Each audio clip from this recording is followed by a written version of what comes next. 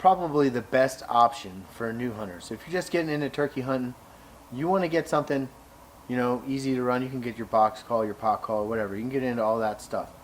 This is going to cause you to be able to get in depth with turkey vocabulary. So that's very vital. So just learning the kinds of sounds that turkeys call, what they're called, um, how to mimic them, and then you'll recognize them when you get out in the situation in the field. And I think just more experience, the more experience you get as an elk hunter, turkey hunter, deer hunter, like, it's vital. So this call is going to force you to learn an entire vocabulary, a turkey vocabulary, because you're going to be able to mimic those sounds.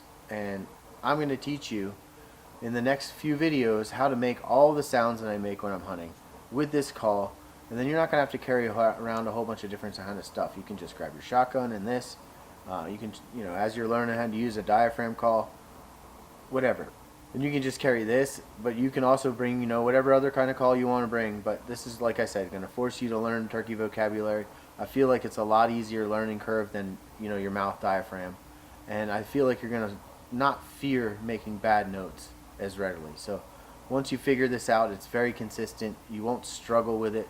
And starting off as a new turkey hunter where this is a no-brainer. Intermediate hunters, you guys that for years have struggled with a mouth read to produce consistent sounds that are believable to gobblers, constantly having birds hanging up on you because you sound a little bit off.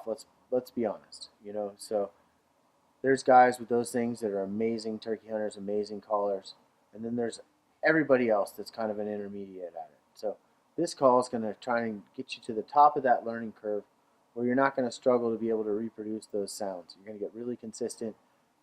It's going to force you to get in depth. So if you're constantly, you've been struggling as an intermediate turkey hunter over the years, this call is going to motivate you to learn more than you already know about turkey vocabulary and how to mimic it.